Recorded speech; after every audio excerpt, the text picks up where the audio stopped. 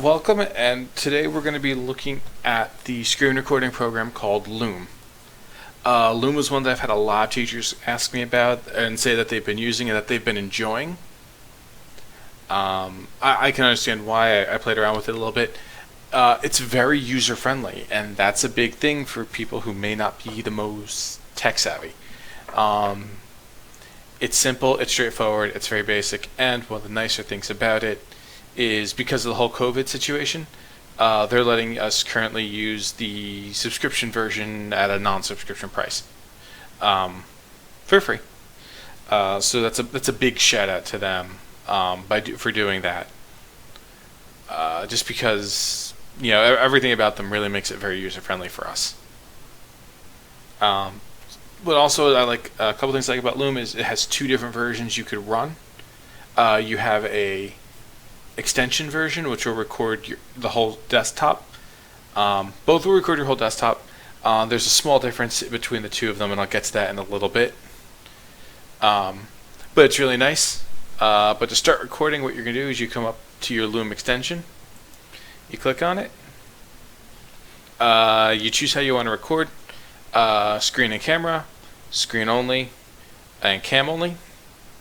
If you're recording with the screen and the camera, where you see my little picture right here, that is what you will see. That's where your face would be, basically. And that's if you I don't think there's a way not to have your face there. Yeah, like your face is going to be there. So if you don't want it there, just use your screen only option. It'll just show a picture of you or whatever your profile pic is. But it works out really nicely. When you're ready to go, you hit the record button.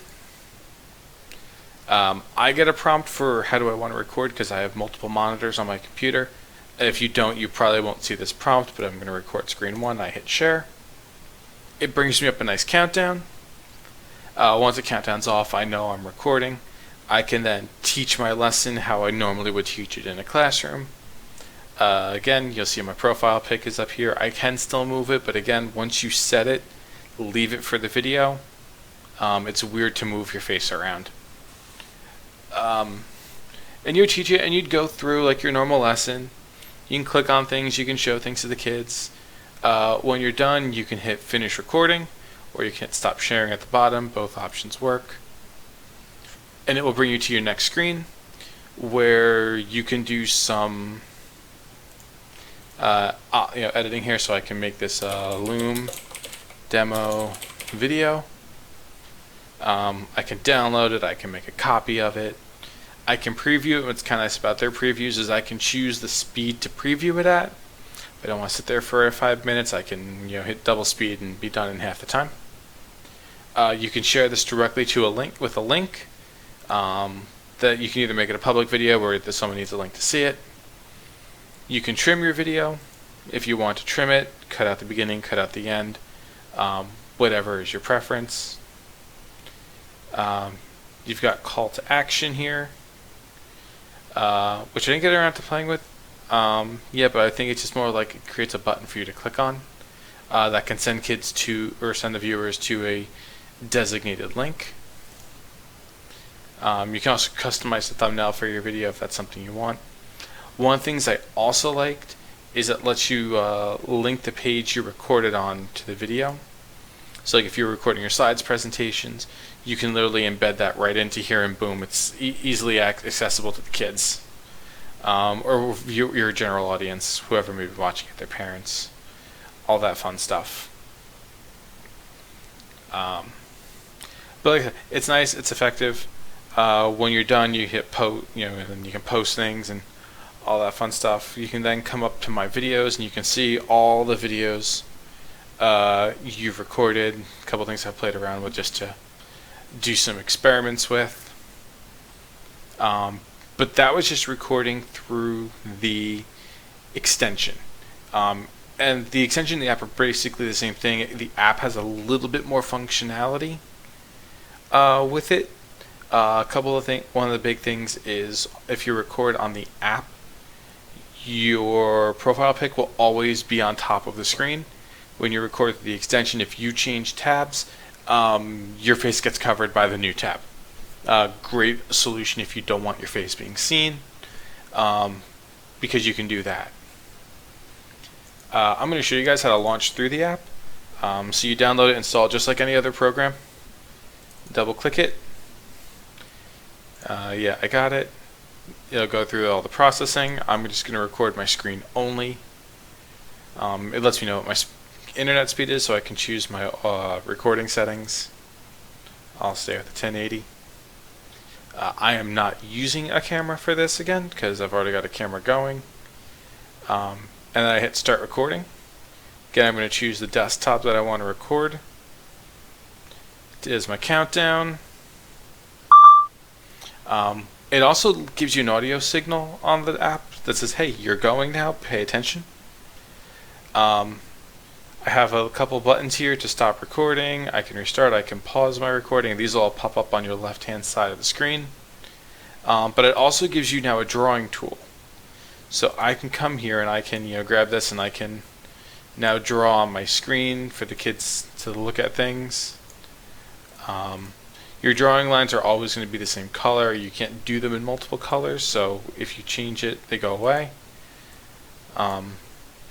If you wait long enough without drawing something new, it also fades, which is a nice touch, so your screen doesn't get too cluttered and you don't have to remember to keep clearing things. Downside is, even if you hold down the draw button, they do disappear. But it at least shows up temporarily. Generally, you shouldn't need it for all that long. But if you do, you just draw, like, look at this picture, and then look at the same picture. And guys, I want you to really pay attention to this one thing. You see how I'm very strongly indicating this is what you need to look at. You should make sure you look at it. Really draw kids' attention that way to it. But it's nice. Like I said, it's a little bit more functional. You can record without having your profile pic on it. But that also requires you to install an app, which, depending on what you may be recording on, may not be an option. Once you're done recording, you hit the stop button. It stops. Again, audio signal lets you know that you've stopped. It brings you to the exact same screen. Loom demo video 2. The same website opens up where you can then edit, make your changes, trim, all those things. And when you're ready for it, you just go back to my videos, and boom, it's all right there for you.